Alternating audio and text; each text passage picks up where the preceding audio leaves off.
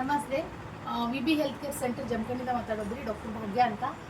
Jamkhandi V B health care ಸೆಂಟರ್ಗೆ ಕರೆಪ್ಪ ಮರ್ಲೂರ್ ಅವ್ರು ಬಂದಾರಿ sir ತೋರ್ಸಕ್ಕೆ. ಅವರಿಗೆ ಬ್ಯಾಕ್ ಪೇನ್ ಇತ್ತು ರೀ, ಇದು ಮತ್ತು ಸೈಟಿಕ ಪೇನ್ ಇತ್ತು ರೀ ಅವ್ರಿಗೆ. ಸೊ ಎಲ್ಲೆಲ್ಲ ತೋರಿಸಿ ಬಂದಾರೆ ಅವ್ರಿಗೆ. ಸೈಟಿಕ ಪೇನ್ ಇದ್ದ ಸಲುವಾಗಿ ಅವ್ರಿಗೆ ನರ ಒಂದು L5 ಒಳಗೆ ಜಬ್ಬಿತ್ತು ರೀ. ಜಬ್ಬಿದ ನಂತರ ಅವ್ರಿಗೆ ನಡ್ಯಕ್ಕೆ ಆಗ್ತಿದ್ದಿದ್ದಿಲ್ಲ, ಭಾಳ ತ್ರಾಸ ಇತ್ತು ರೀ. ರೆಫರ್ ಮಾಡಿದವ್ರ ವಾಲಿಕರ್ ಬ್ರದರ್ ರೆಫರ್ ಮಾಡಿದ್ರಿ. ಸೊ ಬಂದು ನಾನು ತೋರಿಸಿದ್ರಿ ಅವ್ರಿಗೆ. ನಾನು ಕೆಳಗಿಂದ ಸ್ಟೆಪ್ ಇಳಿದು ಕೆಳಗೆ ಮಟ್ಟ ಬರೋಕ್ಕೆ ಕೂಡ ಆಗ್ತಿದ್ದಿದ್ದಿಲ್ಲ, ಅಷ್ಟು ಹೆವಿ ಪೇನ್ ಇತ್ತು. ಇವಾಗ ಅವ್ರಿಗೆ ಟ್ರೀಟ್ಮೆಂಟ್ ಮಟ್ಟ 1 ಮಂತ್ ಟ್ರೀಟ್ಮೆಂಟ್ ತೊಗೊಂಡಾರಿ. ಒಂದು 8 ದಿವಸ ಕಂಟಿನ್ಯೂ ಅವ್ರು ಮಸಾಜ್ ಕೂಡ ತೊಗೊಂಡಾರಿ. ಅವ್ರು cupping therapy, oil massage, stick massage ಕೂಡ ಕೊಟ್ಟಿವಿ, ಖಾಸ್ ಹೇಳಿ ತೊಗೊಂಡಾರ. ಸೊ ಅವ್ರ ಬೈಲಿ ಒಂದು ಸತಿ ಕೇಳಿ ಅವ್ರಿಗೆ ಎಷ್ಟು % ರಿಸಲ್ಟ್ ಬಂದಿತ್ತು ಅಂತ.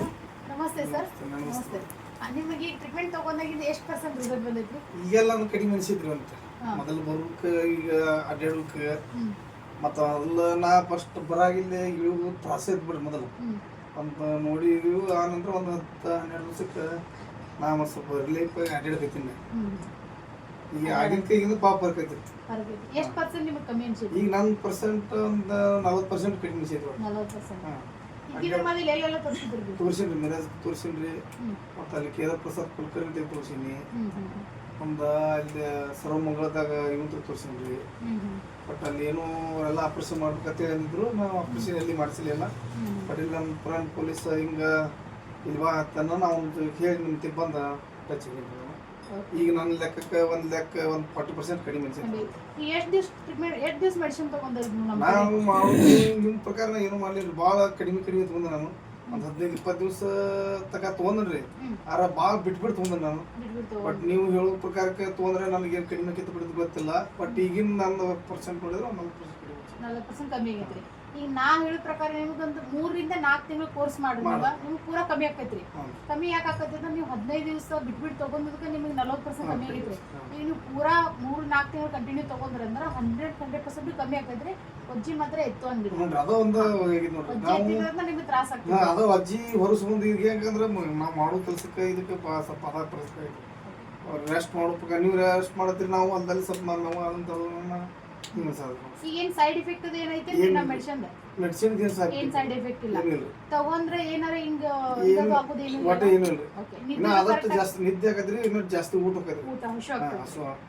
ಊಟ ಮಾಡ್ಕೊಂಡು ಸ್ವಲ್ಪ ಬೇರೆ ಪೇಷಂಟ್ ಯಾರೇ ಬರೋರು ಇದ್ರಂದ್ರೆ ನಿಮ್ಮ ಒಪಿನಿಯನ್ ಏನ್ ಹೇಳ್ತೀರಿ ಅವ್ರಿಗೆ? ಆಯುರ್ವೇದಿಕ್ ತಗೋಬೇಕು ಬೇಡ? ಈ ಲೆಕ್ಕ ನೋಡಿದ್ರೆ ತಗೋಬೇಕು ಅನಿಸ್ತತ್ರಿ. ನಾವು ಇಂಗ್ಲೀಷ್ ಮೆಡಿಸಿನ್ ಗಿಂತ ಇದು ಬೆಸ್ಟ್ ಅನ್ಸಿತ್ತು. ಆಯುರ್ವೇದಿಕ್ ಏನ್ ಸೈಡ್ ಎಫೆಕ್ಟ್ ಏನ್ ಅನ್ಸಿಲ್ಲ. ನಾವು ಮೊದಲು ಇದಕ್ಕೆ ಮತ್ತೆ ನಾವು ಭಾಳ ತೋರಿಸಿನ್ರಿಲ್ಲ. ಅವಕ್ಕೂ ಏನು ಗುಣ ಮನುಷ್ಯರು. ಬಟ್ ಆಪರೇಷನ್ ಅಂದಿದ್ರು ಅವರು. ಬಟ್ ಒಂದು ಕೆಲಸ ಮಾಡ್ರಿ ಸರ್, 3 ತಿಂಗಳು ಕಂಟಿನ್ಯೂ ತಗೋರಿ.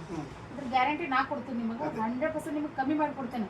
ಬಟ್ ಒಜ್ಜಿ ಎತ್ತು ಹಂಗಿಲ್ಲ. ಮೆಡಿಸಿನ್ ಕರೆಕ್ಟ್ ಆಗಿ ತಗೋರಿ, ಫಾಲೋ ಅಪ್ ಕರೆಕ್ಟ್ ಆಗಿ ಮಾಡಿ. ಸೊ ಇದು ನೀವು ಕೇರ್ ತಗೊಂಡು ನೀವು ಮಾಡ್ಕೊಂಡ್ರೆ ಅಂದ್ರೆ ನಿಮ್ಗೆ 100ಕ್ಕೆ 100 ನಿಮ್ಗೆ ರಿಸಲ್ಟ್ ಸಿಗ್ತದೆ. ನೀವೆಲ್ಲ ಕಡೆ ಅಡ್ಡಾಡಿ ಬಂದ್ರಿ. ಈಗ ಆಪರೇಷನ್ ಹೇಳ್ಯಾರಿ. ಆಪರೇಷನ್ ಹೇಳಿದ ಮೇಲೂ ನಾನು ನಿಮ್ಗೆ ಗ್ಯಾರಂಟಿ ಕೊಡತ್ತೀನಿ, ಕಮ್ಮಿ ಮಾಡ್ಕೊಡ್ತೇನೆ ಅಂತಾರೆ.